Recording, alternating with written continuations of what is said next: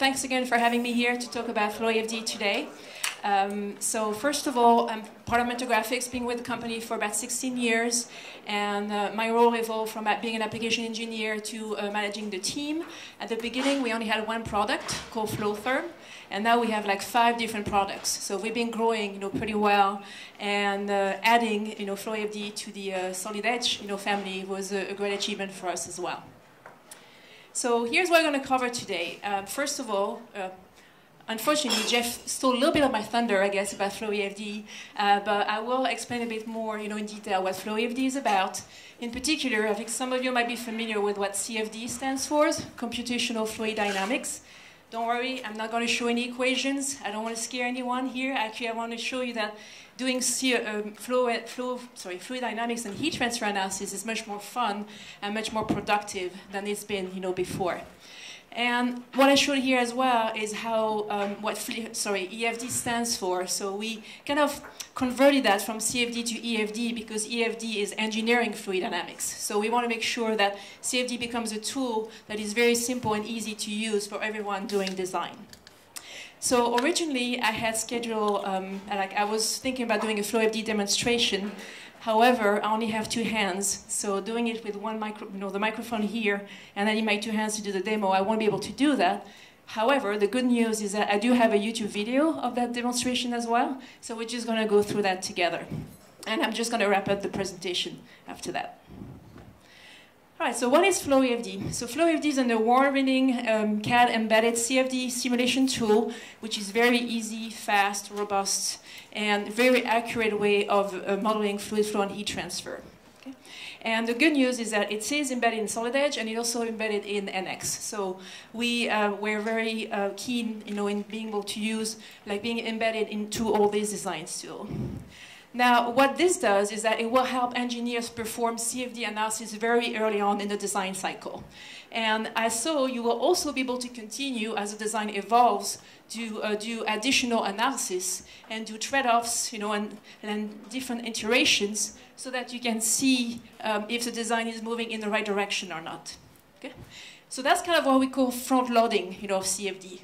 Because in this case, it really lets engineers examine the trends and eliminate, those. Can I see you? Yeah, and eliminate those less desirable options that, you wouldn't want to do prototypes on. So by doing so, what we are able to do is actually reduce overall, what we've seen in some of the designs is that we can reduce the workflow time by 75%. So here are the different applications, I would say that we have. We've been talking a lot about fluid flow, but we also have a lot of heat transfer applications. So some aerodynamics applications on cars or on airplanes. We can look at pressure drop in pipes. We could look at dimensioning pumps, for instance, as well. Looking at the losses, they will have, the heads as well. Turbo machinery, like turbochargers is an application that we can actually look into as well. You could do some designs of vanes, as well to improve that design. Heat flow into heat sinks, especially in the electronics, world. We do a lot of analysis in this case, looking at PCB and components and thermal analysis, and seeing if those components, I'm going to get too hot, sorry. And this is actually in the middle is the example that I'm going to go through, for the video to show you how we could potentially optimize the flow inside of this electronics box. And of course, if you see any applications here that may not be, exactly suited to what you're working on, feel free to come over and talk to me about it, because there might be some applications that we do here that are not, actually on the slide. All right, so let me go a little more detail into what we mean by the front-loading process improvement. So traditionally, what we've seen in the CFD world is how maybe you might be designing, some CAD models, and then you may want to know what happens in terms of the fluid flow and heat transfer on those models, but you're not capable of doing those analyses. So what do you do in this case? You take your model, you send it over to maybe an analysis group. It could be internally, it could be externally. They will do some analysis, and then we'll come back to you, when saying maybe you need to change this, or you need to change that. And then, so you take your CAD model, you'll make some changes to the CAD model, and then if you need to run something else again, what do you need to do? Well, you're going to have to take that model, send it over again to the group, and it can continue and continue like that for a while until you actually get a final, design. And that can take, quite a long time, and then you can do testing. There are even some companies that don't even necessarily do that. They don't even do CFD in between those steps, and they still do prototyping, which can still take even longer to actually happen. Now, what we do with front-loading or concurrent CFD, the good news here is that because you always remain in the Solid Edge interface, you will never leave it to do the fluid flow and heat transfer analysis. So as such, all of those steps, where you have to go into another tool and outside of Solid Edge will be eliminated. And in this case, you will be able to really shrink, the design flow compared to what it was before, because you can do all your concept work in Solid Edge, run the fluid flow and heat transfer analysis, and continue adding more and more detail to this analysis until you're ready to go into prototyping and testing. All right, so let me go into a little more detail about this, actually. So for a traditional CFD model, the different steps we would go through would be, so you would define the model in Solid Edge, for instance. You would have to transfer that geometry over, and when you get into the CFD tool, you may have to clean that geometry. Some of those tools are not very robust. They have to have no overlap or no gaps, etc. So you have to go and spend quite some time cleaning that geometry to make it analysis ready, like we call it. After that, in order to be able to create the mesh, you may have to do what we call a cavity. And this is something that we don't have to do actually in the FlowEFD environment. So cavity would be for the CFD tool to recognize where the fluid will be versus where the solid actually is. Okay? So that's another step. Then you have to go into meshing, and some of those tools, meshing can actually take quite a few days depending on the complexity of the model. Then you also have to define the boundary conditions, like pressure, temperature, velocities, you have power dissipations, etc. Then you would solve. Solving can be done, directly on the computer, or can be farmed out, depending on the size of the model that you need to do. And then you do post-processing and, report generation. Now that's the typical flow. In front-loading CFD, what you'll see is that quite a few steps will be removed, again, because we are within the Solid Edge environment and because of additional smart, I would say, technologies that we added to FlowEFD. And I will detail those in the next slide. So what will be removed actually in front-loading CFD, which will be mainly the clean geometry, because you can pretty much use the existing Solid Edge geometry as 3D solids and run an analysis on it. We actually don't have any limitations with overlapping geometry, in our case. And we don't have to create a cavity. What we do is that we have all the solids connecting to one another, and these actually, the FlowEFD software recognizes them as the entities that need to be solved. And let me see. And meshing, I would say meshing is not entirely removed. We put it as being outside, but obviously you still need to have meshing to happen to be able to solve your equations of fluid dynamics and heat transfer. But what you'll see in FlowEFD is that that step has been very much automated. So you don't have to go in and manually, set, for instance, the mesh near a surface where the boundary layer is very important. You don't need to do any of that in FlowEFD. All right. Okay, so why are we able to actually offer something like this that's going to be so fast and robust? Well, behind the scene, we have very solid technology, and it relies on I think what we call those seven key technologies. The very first one, obviously, as I've been reiterating since the beginning, is how CAD embedded the solution is within Solid Edge. Then the other thing will be the intuitive ease of use of the engineering interface. For instance, we are fully embedded with exporting to Excel, to Microsoft Word. All the graphs that you need to create can be done directly in the tool. We have a way to export data to Optimizer or even for stress analysis. Multivariate what-if analysis. We do have actually ways to do optimization in the tool, as well as parametric studies. Not just of the FlowEFD boundary conditions, but also in Solid Edge. like, because you are in Solid Edge, if you need to vary the size of a fin, for instance, or like a diameter of a pipe, you can put that as a parameter on which you will run your parametric study for flow and heat transfer. Other thing we have here, automated solution, convergence built-in. So as soon as you run the software, you have like goals that are behind the scene. You can also define your own goals, and based on that, so the solution will iterate until it reaches a steady state level. As I mentioned a little earlier on, turbulence is something very, very important, in CFD, and I think some people are always a little scared, about it because it's something very complex, to handle. So we actually implemented two very important things for the tool to be as automated as it is. The first one is a very unique, what we call modified two-layer wall function, which is where in that cell, that's near the wall, what will happen is that the software behind the scene knows exactly how the boundary layer will actually develop. So all of that is fully automated in the tool. And we also have a unique, what we call transitional turbulence K epsilon model. And when I go into the demonstration, you will see exactly what I mean by that. And finally, a very, very important one is, again, the fast, automated immersed boundary, like kind of mesh, that Cartesian mesh that we have in the software. Okay? All right, so let me just go ahead into the demonstration. So like I said, instead of doing this, I will actually bring up a YouTube video that's going to make it easier to go through.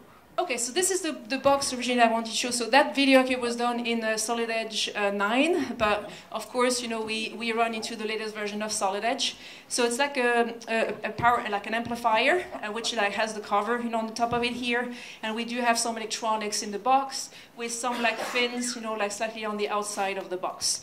So as you can see, we are in the Solid Edge environment right now, but the difference is that you'll see there's an additional tab at the top called Flow Analysis, and this is where you'll be able to go and access all the different boundary conditions that you can set up on your Solid Edge model. So we're just looking at here, we have like a board, we have like a fan on the top left corner, and we do have a few openings, so we need to define all those different boundary conditions. So what's coming up here first is the wizard. That's the way you're going to be able to define the main boundary conditions of your system. First one will be what are the units you like to work in, in this case. Those are separate from the Solid Edge units that you're working with. So you do have a choice here. Then you have the physical properties. Are we solving for heat conduction in solids? Are we doing what we call internal or external analysis? In this case, we're doing an internal one. We don't really care about what is going on outside of the box. And then we have to go into selecting the material properties and also for the overall system. And then we'll go in and we'll add like different material later on. And finally, you go into setting up a heat transfer coefficient on the outside, because we are not considering the air. We're not extending outside of the box in this case. Okay? These are the final boundary conditions in the wizard. We're setting everything up at 25 degrees Celsius. That's why we assume our boundary condition, for air is in the system. When it's done, you see that black box showing up around the housing. That's what we call the solution domain. So it kind of limits the volume on which we will actually be solving our fluid flow and heat transfer equations. Now we're going to go into adding more specific boundary conditions. So in this particular case, we need to set up the PCB. PCB is made of copper and FR4, so it's a different conductivity. So we just go into defining that as an orthotropic thermal conductivity. Then we will go into defining the boundary conditions of the different components. We have a few transistors, on that side. We attach the material properties to. Now we're looking into flow boundary conditions. Air is supposed to exit through those holes right here. So we need to tell the software that those holes are actually open. By default, they are solids in the system. So we go in, set up a pressure boundary condition, and then the software then will know that flow, can go either way. That's why you see it's actually a pressure boundary condition. Okay? So if we did that one, now we're going to have to look into adding, what is this one? Oh, the heat. Because this box is actually sitting on another surface, what we're doing here is setting up some fixed temperature boundary condition, on the edges of the box. So these are all the different kind of boundary conditions you can set up to really mimic the real behavior, I would say, of your system, like in the real world. All right, and one of the final conditions here on the flow side is the fan. We do have that ring right here on where the flow is going to come in, in the box. So we need to make sure that we set up like a fan curve and a rotational speed as well, so that we do have that 3D, rotation of the airflow coming in the box and really influencing how the flow is going to develop in that box. And the nice thing, by the way, about these is that we do have existing libraries of fan. We have existing libraries of material properties, also for PCBs, so it makes it even easier for you to define those boundary conditions. Finally, we're setting up power dissipations on the transistors. And I think we have like 20 watts on them. And then we do have some power dissipation on the capacitors. And the final boundary conditions, I think that will come up next here, is on the PCB. I mean, sometimes, most of the time, PCBs have a lot of small components, and it's not realistic to consider each one of them individually for thermal analysis. So what you can do in this case is actually add like an overall power dissipation for the entire PCB. All right, and now what we're doing here is putting some goals, because of course, if you're putting those components as dissipating heat, you want to make sure you realize what is going on as you're going to be solving your analysis. So we're setting those goals, which are like probes, if you're like thermocouples, so you can measure what would be the highest temperature in those components. It could also be about flow rate. For instance, for the fan, we have a fan curve, and that curve, the flow will end up somewhere on the fan curve, depending on how much flow resistance we have in the system. So because of that, we want to be able to see how much flow rate overall this fan will actually deliver, because that will have an impact on the results as well. So when you're done with boundary conditions, you go into meshing, which is the window we have right here. This is the default automatic mesh, and that works for most of the applications, I would say. If it doesn't, you see, you still have a way to go into manual meshing. If you want to go into specific areas, to be able to change the mesh, you do have an option to do that as well. Okay. All right, so once all of this has been done, the model is pretty much ready to go. So you can just go ahead and run actually within the Solid Edge environment if you want to. But obviously, if you're using Solid Edge, you may have other work to do on it. So you can always close Solid Edge and run FlowEFD in the background. By doing that, you don't lock your Solid Edge license, and then you can use it for something else. So as you're running the model, you can actually bring up those plots that will show you how the model is developing. How the flow is developing, how the heat is actually moving in the system. And then you can see those graphs are actually our goals, that we had set up for the model. This model on my laptop, is pretty small, so it ran like in a few minutes, just to give you an idea of the solution time. Then you can go into doing like this is actually a velocity plot. You can see that's why it's really red where the fan is. That's where the highest velocities are in the model. And then you can see how that flow is developing and trying to exit, in this corner at the bottom of the screen here. And we didn't see too much flow kind of going in the middle, in this case. So that might be problematic. Then we're looking at a temperature plot, and the colors are reversed here. We see very blue, dark blue, where the fan is, because that's where the air temperature is the lowest, and then it was highest near the components. Now we're looking at a surface plot on the entire housing. That would be important to look at because people might touch, this housing. So you want to make sure that they're not going to be burned, when that happens. So you can probe that surface and see what the temperature is. And finally, in terms of surface plot, we look at the temperature distribution on the board, itself, the PCB. And we can see that, okay, the edges of the board were pretty, low temperature, but not the middle. So another way to look at the airflow is in 3D. You can actually do streamlines and animate them. And that really helps sometimes really understand where recirculation zones might be located and fixing, those potential areas of problems. All right, so we did see that in this case. We see the flow coming in kind of on one end, exiting on the other end, and not much going on in the middle. So what could we do to fix this? Any ideas? I don't know. Add another fan if you can, but maybe you can't. What about moving it, maybe, right? Yes? We could do that. And in this case, we did have airflow going through the fins of the heatsink, but maybe you know, like the temperature of the components were going a little close to the edge, so we may want to actually change those fins and make them bigger, you know, as well, to see if we can increase the heat transfer for the transistors. So these are like things you'll be able to actually modify directly, you know, in this design as a parameter using family of assemblies. Okay, so again, you're not leaving the solid edge environment to do those changes. So what we'll do is clone the model. See, the nice thing here is all the work we've done on the baseline can be cloned, and that becomes a brand new FlowEFD project with all the boundary conditions you define, all the plots, and then we can actually attach those boundary conditions where the fan moved and where we have a new heatsink to run that new model and see how it compares with the old one. So the new model results are here. You can see we have a little more colder air going in the center, and then from the temperature side, what we'll see is that the board is not as, you know, red in the middle as what it was before. So we can see definitely some improvements, you know, on this design compared to what we had in the first path.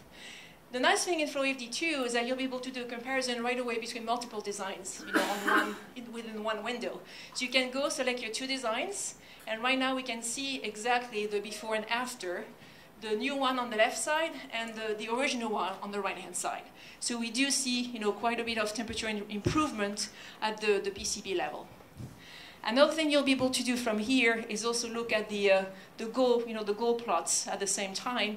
If you have those data, you can see right away how the temperature change, you know, from one goal to the other. That's what we're going to do now, actually. So you see, like right here, we can see the temperature difference. Like we went from 81 for the max temperature to about 64. Okay. And again, this took like only a few minutes to solve. So, and finally, on this case, you can see how the airflow still not ideal. You know, we do have some inefficiency, I would still say, on the airflow, but we do have better results than what we had before. All right. So what I'll say is that the front-loading, you know, CFD really helps to minimize time to market and cost. It will, you know, remove a lot of the iterations that you had before by going to a different group, for instance. Like you can actually own that design even from the fluid flow and heat transfer side and influence it right away. Even play with it. Like the time you had to spend before to send it over, you could be creative. You know, you could actually look at different designs, maybe that you have never thought about exploring, you know, before. So that's really the advantage of having FlowEFD embedded in Solid Edge. And this technology actually has been around for over 20 years, you know, already. So we started like actually the very first one we started with was SolidWorks, you know, in this case. And we've been working with other CAD tools, but as we're part of Siemens now, it's very important, you know, for us to be in NX and in Solid Edge, and we already were embedded, you know, in these before we got acquired by Siemens. We do have a lot of those engineering models, you know, at the boundary layer level, very smart cell, Cartesian cells that we embedded into FlowEFD, and a very intelligent way, I would say, to do that within Solid Edge. And from, you know, many customer success stories, we've been able to demonstrate engineer and productivity gains from 2 to 40 times more, you know, compared to traditional CFD approaches.